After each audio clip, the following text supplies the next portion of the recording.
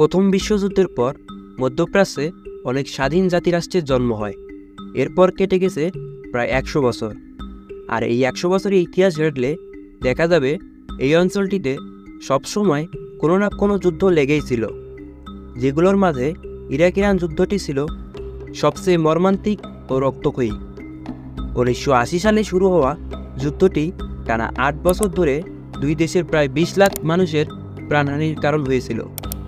উভয় পক্ষের ক্ষয়ক্ষতির পরিমাণ ছাড়িয়ে গিয়েছিল প্রায় ৪০,০০০ কোটি মার্কিন ডলার। ইরাক ইরান যুদ্ধ চলাকালে সাবেক American state secretary Henry Kissinger বলেছিলেন, পৃথিবীর ইতিহাসে এটিই প্রথম কোনো যুদ্ধ যার পরিণামে উভয় পক্ষই পরাজিত হবে। হয়েছিল তাই। ১৯৮৮ সালে যুদ্ধটি শেষ হলে দুই দেশেরই প্রাপ্তি ছিল কেবল লাখ লাখ মানুষের মৃত্যু আর ধ্বংস। কিন্তু কেন, কিভাবে শুরু হয়েছিল ইরাক ইরান যুদ্ধ? ইরাক ইরান দ্বন্দ্ব মূলত অনেক বছর ধরে চলে আসছে। তাদের দ্বন্দ্বের মূল কারণ ছিল সাতেলি আরব নামে একটি নদী। সাতেলি আরব হলো ইরাকের পারস্য উপসাগরে প্রবেশের একমাত্র পথ। নদীটি মূলত ইরাক ও ইরান সীমান্তে অবস্থিত। ১৯৩২ সালে ইরাক ব্রিটিশদের কাছ থেকে স্বাধীনতা লাভ করার পর ১৯৩৭ সালে সাতেলি আরব নিয়ে ইরানের সঙ্গে একটি চুক্তি স্বাক্ষর করে।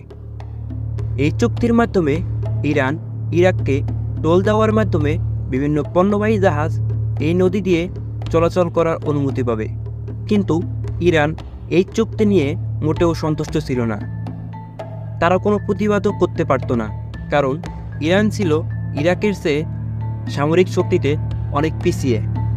এভাবে কিছু বছর অতিবাহিত হওয়ার পর ইরান আহমেদ শাহ পাহলভির নেতৃত্বে আমেরিকার সহযোগিতায় সামরিক খাতে অনেক উন্নতি লাভ করে। ইরান সামরিক খাতে উন্নতি লাভ করার পর ১৯৩৭ সালে চুক্তি পালনে অস্বীকৃতি জানায়। এ নিয়ে দুই দেশের মধ্যে বিরোধ চরম আকার ধারণ করে। তখন ইরাক নানাভাবে ইরানকে বিভিন্ন ধরনের হুমকি দিতে থাকে, কিন্তু ইরান সামরিক খাতে উন্নতি লাভ করায় ইরাক চাইলেও আক্রমণ করে ইরানকে জবাব দিতে পারবে না। এরপর ১৯৭৫ সালে আলজেরিয়ার মধ্যস্থতায় ইরাক ও ইরানের মধ্যে সাতেলি আরব নিয়ে একটি চুক্তি স্বাক্ষরিত হয়, যা ইতিহাসে আলজিয়ার্স চুক্তি নামে পরিচিত। এই চুক্তির মাধ্যমে সাতেলি আরবকে ভাগাভাগি করে নেওয়া হয় ইরাক ও ইরানের মধ্যে।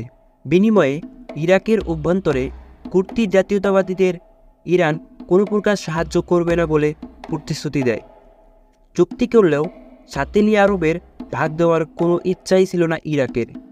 ইরান যেমন সুযোগ বুঝে চুক্তি ভঙ্গ করেছিল, ইরাকও তেমন সুযোগের অপেক্ষায় ছিল। আর সেই সুযোগ আসে ১৯৭৯ সালে। ইরানে ইসলামী বিপ্লবের মাধ্যমে আমেরিকার অনুসারী রেজা শাহ পাহলভিকে ক্ষমতা থেকে হটিয়ে শিয়াপন্থী আয়াতুল্লাহ রুহুল্লাহ খোমেনি ক্ষমতা দখল করে। একই সময়ে ইরাকের ক্ষমতায় বসেন সাদ্দাম হোসেন। সাদ্দাম ভেবেছিলেন শাহ বংশের শাসন যেহেতু আর নেই, তাই ইরানের সাথে পূর্বের সব শত্রুতা মিটিয়ে নেওয়া যাবে। প্রথমে সাদ্দাম হোসেন ইরানের ইসলামী বিপ্লবকে সমর্থন করে বিভিন্ন সময় অনেক বক্তব্য দিয়েছিলেন, কিন্তু বিপ্লবের পর ইরানের সর্বোচ্চ নেতা আয়াতুল্লাহ রুহুল্লাহ খোমেনি ইরাকের সাথে সুসম্পর্কের পথে হাঁটেননি, বরং ইরাকে শিয়া আদর্শ ভিত্তিক বিভিন্ন সংগঠনকে সহযোগিতা করতে থাকেন।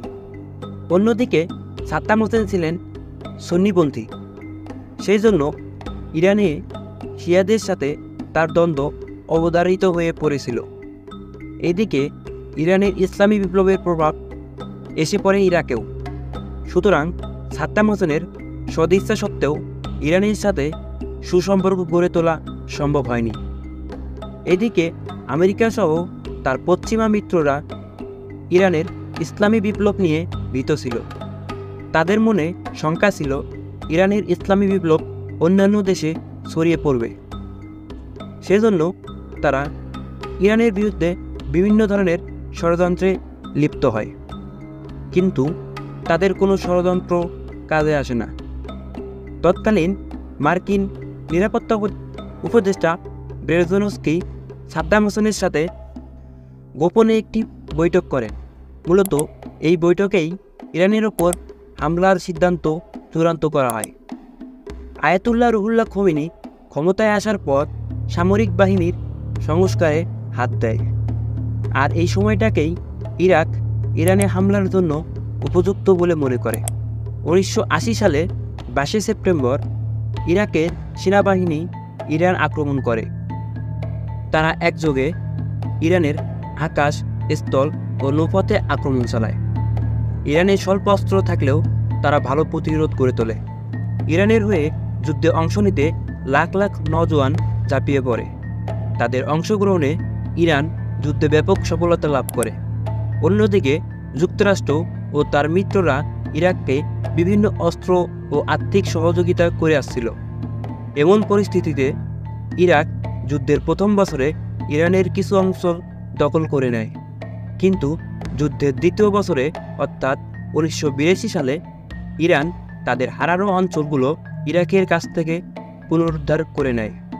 ইরাক ইরান যুদ্ধে আরব দেশগুলো পরোক্ষভাবে ইরাককে সমর্থন করে, কেননা তাদের আশঙ্কা ছিল ইরান যুদ্ধে জয়ী হলে শিয়া দেশের ওপর ভিত্তি করে আরবের অন্যান্য দেশেও ইসলামী বিপ্লব ছড়িয়ে পড়তে পারে। ইরাক ইরান যুদ্ধে অন্যান্য আরব দেশগুলো বেশ ভালোই অস্ত্রের ব্যবসা করে নিয়েছিল। ফ্রান্স বিভিন্নভাবে ইরাককে সাহায্য করেছিল। তারা বিভিন্ন ধরনের অস্ত্র ইরাককে সরবরাহ করত, এমনকি ইরাক যুদ্ধের জন্য ফ্রান্সের বিমান ঘাঁটি নিজেদের মতো ব্যবহার করত। এইদিকে 1984 সালে ইরান বীর দর্পে যুদ্ধে নিজেদের শক্তি জানান দেয় এবং ইরাকের কিছু অঞ্চল দখল করে নেয়। এমন পরিস্থিতিতে আমেরিকা সহ আরব দেশগুলো নড়েচড়ে বসে। তারা উঠে পড়ে লাগে ইরানের বিরুদ্ধে। আমেরিকা ইরানকে বিভিন্ন ধরনের নিষেধাজ্ঞা দিতে থাকে, যেন তারা অস্ত্র আমদানি করতে না পারে। এতে করে 2 বছরের মাথায় আরব দেশগুলোর সহযোগিতায় ইরাক আবার যুদ্ধের ময়দানে সুবিধাজনক অবস্থায় ফিরে আসে এবং তাদের হারানো অঞ্চলগুলো পুনরুদ্ধার করে। 1988 সালে কিছু খণ্ডযুদ্ধে ইরাক ব্যাপক সফলতা লাভ করে এবং ইরানের অভ্যন্তরে ঢুকে তাণ্ডব চালায় ইরাকি বাহিনী, কিন্তু ইরান ফের প্রতিরোধ গড়ে তুললে পিছু হটতে বাধ্য হয় ইরাকি বাহিনী। এভাবে টানা 8 বছর ধরে চলে মধ্যপ্রাচ্যের সবচেয়ে রক্তক্ষয়ী ইরাক ইরান যুদ্ধ। এ যুদ্ধে ইরানের বিরুদ্ধে 58টি দেশ ইরাককে সহযোগিতা করে। বলা হয় পারস্য উপসাগরীয় আরব সরকার বা রাজা বাদশারা ইরাককে 4500 কোটি মার্কিন ডলার অর্থ সাহায্য দিয়েছিল ইরানের বিরুদ্ধে যুদ্ধের খরচ হিসেবে। অবশেষে জাতিসংঘের মধ্যস্থতায় 1988 সালে শেষ হয় এই যুদ্ধ। তখন 2 দেশের অবস্থায় অনেক নাজেহাল হয়ে পড়েছিল, কারণ এই যুদ্ধে একটি দেশ আরেকটি দেশের বিপক্ষে প্রথম ব্যালিস্টিক মিসাইল ব্যবহার করে আক্রমণ করেছিল। ইরান ইরাকের পরমাণু প্রকল্পে হামলা চালালে ইরাক ইরানে মরণঘাতী কেমিক্যাল বোমা দিয়ে আক্রমণ চালায়। এই যুদ্ধের ফলে কোনো দেশ জয়লাভ না করলেও তারা অনেক ক্ষতিগ্রস্ত হয়েছিল, যার ফলে লাভবান হয়েছিল আমেরিকা সহ তাদের মিত্ররা। এই যুদ্ধের ফলে ইসলামী বিপ্লব আর অন্য দেশে ছড়িয়ে পড়েনি, আর এই যুদ্ধের মাধ্যমেই মধ্যপ্রাচ্যের দেশগুলো অস্ত্র ব্যবসার মাধ্যমে ফুলে ফেঁপে ওঠে। রাশিয়া ও আমেরিকা যুদ্ধে লাভবান হলেও পরাজিত হয় আসলে ইরাক ইরান 2 পক্ষই।